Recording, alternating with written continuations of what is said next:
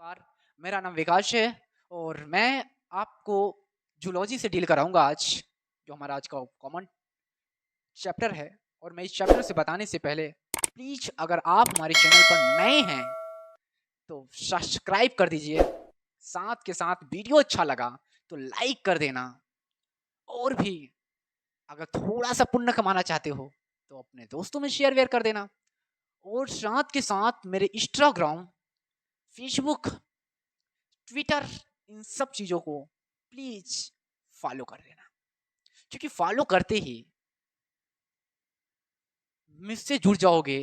और जितनी भी पॉजिटिव हो सके, क्योंकि मैं एक मोटिवेशनल स्पीकर हूँ, स्टडी मोटिवेशन हूँ, नीट जेई आईआईटी इन सब को मोटिवेट करने का मैं हमेशा प्रयास करता रहता हूँ। हमारे चैनल पर आओगे ढेर सारी प्लेलिस्ट मिलेगी। विदाउट टाइम वेस्ट आज के अपने लेक्चर को स्टार्ट करते हैं। Male reproductive organs one shot revision. आज अपन जानेंगे कि स्पर्म बनाएंगे कैसे, स्पर्म का मार्ग कहाँ होता है, आखिर साला जब ऑपरेशन होता है तो कौन से अंग को काट कर निकाल दिया जाता है। इन्हीं सब बातों पर अपन बात करेंगे, एक एक परफेक्शन दिखाएंगे। माय डियर, आप ध्यान से समझिए, परफेक्शन के अकॉर्डिंग यहाँ है। आज पूरी फील दिला दूंगा। इसके पहले वाले लेक्चर में मैं बता दूं, ये सारी चीजें मैं बता चुका हूँ, लेकिन फिर भी रिवीजन लाया हूँ, क्योंकि रिवीजन का मैंने बताया कितना बड़ा वेटेज देता है। ठीक है, तो ध्यान से समझिएगा इस बात को। ये हमारा टेस्टीज है जो आप देख रहे हैं, ये टेस्टीज है जिसे हम वृषण कहते हैं। वृषण यानी टेस्टीज। और इसी पर अपने को आज के टॉपिक को रखना पड़ेगा, है ना। ये पहले मैं बता दूं, ये जो बाहर की जो लेयर्स आपको दिखाई दे रही है, जो परत दिखाई दे रही है, स्किन सी है, लेकिन इसको ट्यूनिका एल्बुजिनिया कहते हैं, ट्यूनिका एल्बुजिनिस बोलते हैं। इसके अंदर वाली परत आप देख रहे हैं यहाँ पर माय डियर, ये है आपका ट्यूनिका एल्बुजिनिया है, और ये वेजिनेलिस होता है। और इसके अंदर जो आप लोब्स देख रहे हैं ना, इसके अंदर ये मटेरियल जो दिखाई दे रहा है, इसको कहते हैं, इसको इस पार्ट को, ये जो परतें हैं देख रहे हैं इस वाले को, इस परत को हम कहीं ना कहीं ट्यूनिका वेस्कुलोसा का नाम देते हैं माय डियर। इसके अंदर जो पार्ट देख रहे हैं, ये कम से कम इसको टेस्टिकुलर लोब्स कहते हैं। आप अपने दिमाग में मैथमेटिक्स कीजिएगा, कम से कम एक टेस्टिज में, कम से कम मैं बता दूं तो 250, हमारी एनसीईआरटी बोलती है कि 250 टेस्टिकुलर लोब्स होते हैं, ये जो गोल गोल आप देख रहे हो। और इन सभी में जो आप नली देख रहे हो, एक दो तीन, एक दो, कभी में तीन है, तो 2 से लेकर 3 तक सेमनीफेरस ट्यूबल्स होता है। मैं एनसीईआरटी बोलती है 1 से लेकर 3 तक सेमनीफेरस ट्यूबल्स होता है, यही होगा, ये मैं लिख रहा हूँ 1 से लेकर 3 तक। और ये टेस्टिकुलर 250 से लेकर के 300 तक ये कम से कम होते हैं। यानी टेस्टीज में टेस्टिकुलर लोब्स 250 से लेकर 300 तक हो सकते हैं। तो वहीं दूसरी तरफ कहा जाए, उसके अंदर 1 से लेकर 3 तक घनाकार सेमनीफेरस ट्यूबल, जिसे हम शुक्राशय या शुक्रजनक नली का नाम देते हैं। ये माय डियर एक मार्ग है, स्पर्म को ले जाने का एक मार्ग है, और बाकी कुछ नहीं है रे। समझना मेरी बात को। यहाँ पर जो आप देख रहे हैं ये वाली लेयर्स, यहाँ देख रहे हैं नली गई हुई है, यहाँ पर दिखाई दे रहा होगा आपको, ये आपका ट्यूबलिक रेक्टी है, ट्यूबलिक रेक्टी है। और फिर उसके बाद फाइनली यहाँ पर देख रहे हैं एक घन नुमा या जाल की तरह लपटा हुआ है, ये भी एक नली ही है जो जाल की तरह लिपटा हुआ है। इस चीज को माय डियर रेटेड टेस्टिज यानी वृषण जालिका का नाम देते हैं। साथ के साथ मैं बता दूं, इधर भी नली गई हुई है, आप देख सकते हैं। ये नली जो फाइनली दिखाई दे रही, इसको वासा इन्फ्रेशिया का नाम देते हैं। वासा इन्फ्रेशिया का मतलब होता है शुक्र वाहिनी। हिंदी इंग्लिश दोनों मैंने शुरू में ही बताया, ये मेरा क्रैश कोर्स है, और क्रैश कोर्स जुनून बैच हिंदी मीडियम विकास डील करने वाले हैं जूलॉजी पर्सन में। ये ह्यूमन रिप्रोडक्शन का chapter number 2 topic number 1 one shot revision करेंगे आज। खल्लास बने रहे। ये जो आप फाइनली देख पा रहे हैं ये नली, इसको वासा इन्फ्रेशिया शुक्र वाहिनी का नाम देते हैं माय डियर, इसको शुक्र वाहिनी का नाम देते हैं, शुक्र वाहिनी इसको बोला जाता है। साथ के साथ मैं बता दूं, ये अब स्पर्म जो है यहाँ देख रहे हैं माय डियर, ये इसको हम कैपूट कहते हैं। और यहाँ ये जो बॉडी देख रहे हैं, यहाँ से यहाँ तक की, यहाँ से लेकर यहाँ तक की जो पार्ट है, इसको कार्पस का नाम देते हैं। साथ के साथ जो नीचे होता थोड़ा सा फूला हुआ है, इसको हम काडा कहते हैं। काडा यानी टेल, पूंछ की तरफ जो हो जाए। मैं जनरल बता दूं कि नीट के एग्जाम में पिछले ईयर से ही यहां से क्वेश्चन पूछा था कि एपिडिडमिस के 3 पार्ट कौन कौन से होते हैं my dear.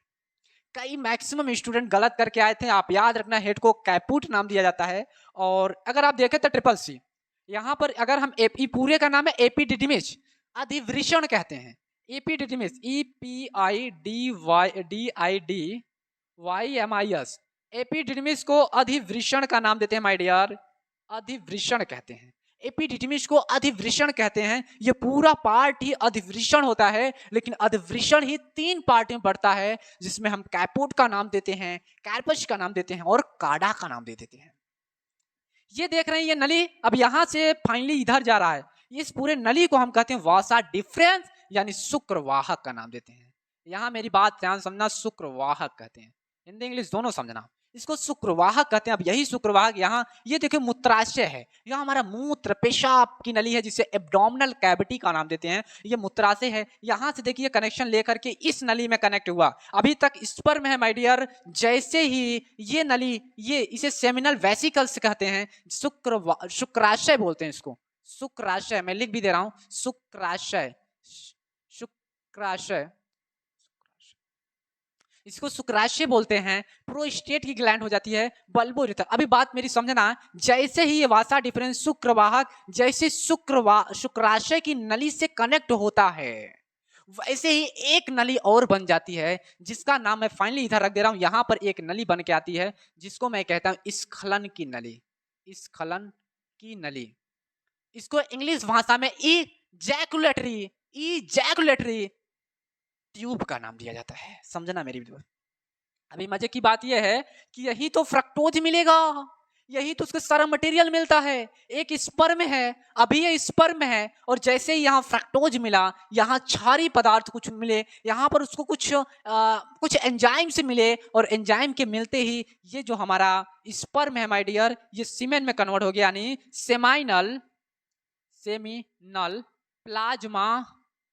Seminal plasma plus sperm, ये दोनों मिलकर क्या बन जाते हैं माय डियर, सीमेन का रूप धारण कर सकते हैं। सीमेन बन गए, यानी सेमाइनल प्लाज्मा और स्पर्म ये दोनों मिलते ही इस सीमेन का रूप धारण कर लेते हैं।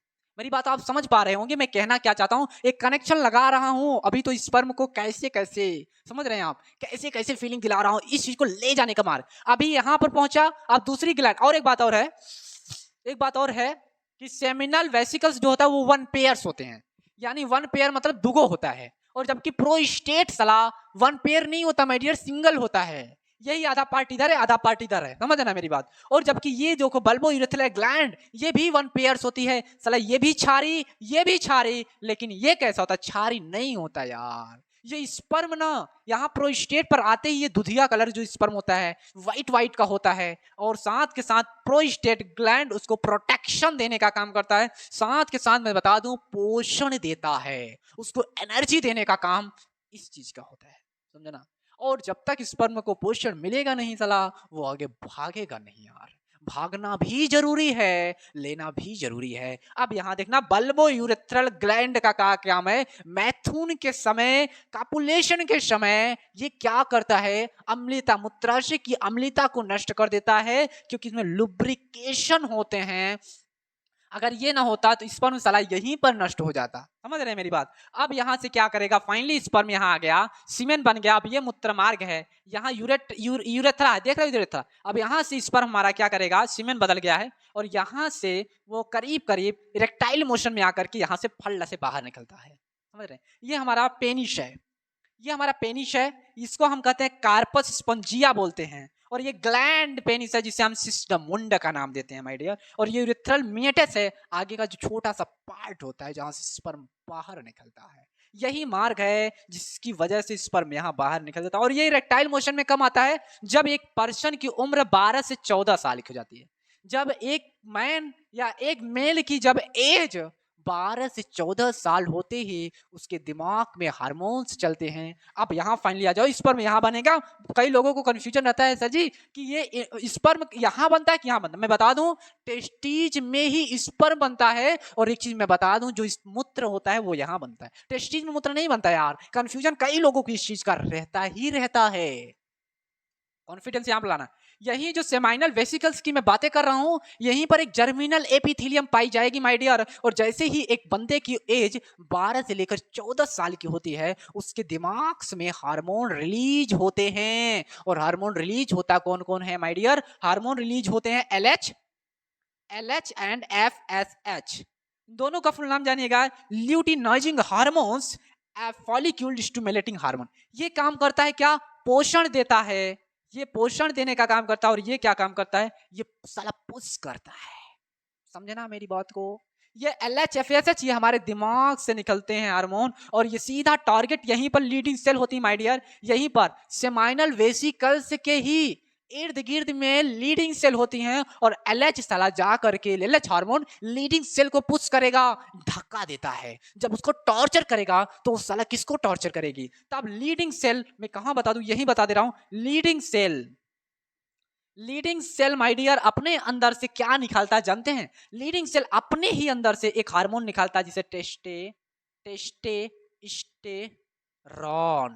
टेस्टेस्टेरॉन या एंड्रोजन बोलते हैं। दो नाम देते हैं, टेस्टेस्टेरॉन भी कहते हैं और एंड्रोजन का भी नाम देते हैं।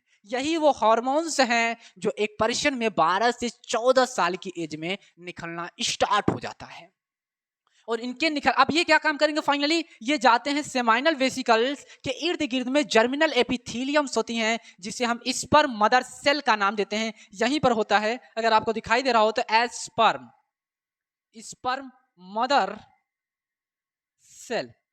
मदर सेल होता है, जिसको स्पर्मेटोगोनिया का नाम देते हैं माय डियर। गोनिया, स्पर्मेटोगोनिया शब्द कहते हैं। समझ रहे हैं आप मेरी बात को? स्पर्मेटोगोनिया है, स्पर्म मदर सेल्स होता है। अब ये टेस्टोस्टेरोन क्या करता है जानते हो? ये टेस्टोस्टेरोन जाकर स्पर्मेटोगोनिया को पुश करेगा, धक्का देगा, साला तू निकाल अपने अंदर से स्पर्म। और वो फाइनली क्या करेगा? यहीं पर स्पर्म निकालेगा। और स्पर्म सबसे पहले मैं बता दूं आपको, ये जो नली देख रहे हैं जिसे हम सेमाइनल वेसिकल्स कहते हैं, शुक्रजनक नली में सबसे पहले स्पर्म जाएगा। उसके बाद आता है ट्यूबलिक रेक्टी में, और ट्यूबलिक रेक्टी के बाद ये देख रहे हैं आप एक जाल होता है जिसको हम रेटे टेस्टिस कहते हैं, वृषण जाल में जाता है। और वृषण जाल के बाद वासा इनप्रेस यानी शुक्रवाहिनी में, ये देख रहे हैं इनमें जाएगा। उसके बाद फाइनली एपिडर्मिस में अधिवृषण में जाता है। अधिवृषण में वो भी कैपूट वाले पार्ट में इकट्ठा हो जाता है स्पर्म। और उसके बाद बॉडी वाले पार्ट में जाकर ये क्या करता है? उसको पोषण देता है। और ये क्या करता है? उसको मोशन कराता है, गति कराता है, आगे भेजता है। और यहाँ फाइनली शुक्रवाहक में आ जाता है, स्पर्म वासा डिफरेंस में आ जाता है। और यही वासा डिफरेंस में आकर यहाँ से ऐसे जाता है। अभी तक यहाँ जो स्पर्म है, ठीक है, अब सपोर्ट दैट कभी कभी क्या होता है, ऑपरेशन होता है, मेल या फीमेल करा ले, कोई एक करा ले, बच्चा नहीं पैदा होगा। लेकिन हाँ, मेल अगर कराता है तो उस कंडीशन में इसको ना काट कर डॉक्टर क्या करते हैं, इसको बांध देते हैं यहीं पर। साला स्पर्म निकलेगा, यहाँ जाके यहाँ फिर यहाँ जाएगा, मतलब सीमेन में कन्वर्ट ही नहीं होगा। और साला जब सीमेन में कन्वर्ट ही नहीं होगा तो कैसे गुणसूत्र बनेंगे यार, कैसे क्रोमोसोम बनेगा, कैसे सब होगा? नहीं हो पाएगा ना। ये सारी बंधुएं वही जब कनेक्टेड है। फाइनली यहाँ जाएगा, यहाँ से स्पर्म, अब देखो इस पर टकराते ही, सेमाइनल वेसिकल से टकराते ही ये सीमेन में धारण करेगा। फिर फाइनली यहाँ आएगा, ये कुछ मटेरियल देगा, फिर यहाँ पर, यहाँ के बाद डायरेक्ट इधर एक टाइल मोशन पेनिस पे आ जाएगा। पेनिस के बाद सीधा बाहर निकल जाता है। और यहाँ से मैं बता दूं फाइनली कहाँ जाता है, यहाँ से सीधा वेजाइना वाले पार्ट में डाला जाता है। और वहाँ फैलोपियन ट्यूब होती है माय डियर। वहाँ पर मैं बता दूं, फीमेल रिप्रोडक्टिव ऑर्गन्स में 1 pair ovary, 1 pair fallopian tube और 1 पेयर ब्रीस्ट होते हैं। सिंगल यूट्रस होता है, सिंगल वेजाइना होती है और सिंगल ही सर्विक्स होते हैं माय डियर। आपको मैं बता दूं, जो फैलोपियन ट्यूब होता है, फैलोपियन ट्यूब के भी 3 टाइप होते हैं। एक फिम्बरी के ऊपर ही कीप होता है, साला उसके ऊपर एम्पुला होता है जिसे हम तुम्बिका कहते हैं। उसी के आगे इंटर संकीर्ण पथ होता है। और बता दूं कहां पर मिलन होता है, वहां ओवम, ओवरी से ओवम निकलता है। और ओवम साला जा करके ये बीच के तुम्बुका एम्पुला जो पार्ट है जहां फूला होता है, वहीं पर स्पर्म जाता है यानी सीमेन जाता है। और वहां ओवम ऑटोमेटिक वेट करता रहता है। जाते हैं, मिलते ही मियाँ बेबी राजी तो का करे सबका जी। इससे प्रूफ हो जाता है कि दोनों मिलते ही 23 गुणसूत्र इसमें था, 23 क्रोमोजोम उसमें था, दोनों मिलते हैं 46 क्रोमोजोम बनता है और 46 क्रोमोजोम का ही मिलन धीरे धीरे धीरे धीरे प्रोसेस चलते चलते वो महिला को 2 4 6 दिन में दिखाया जाता, प्रेग्नेंटी धारण कर लिया तो उसको लड़के को मैच्योर होने में नियति सलाह देती है उसको टाइम 6 से 7 महीने, 6 महीने पर लड़के को सब कुछ आ जाता है, लेकिन हाँ मैच्योर नहीं रहता है। मैच्योर होने के लिए नियति और समय देती है। फाइनली कितना देती है? 2 महीने और, कुल मिलाकर 9 महीने पर ही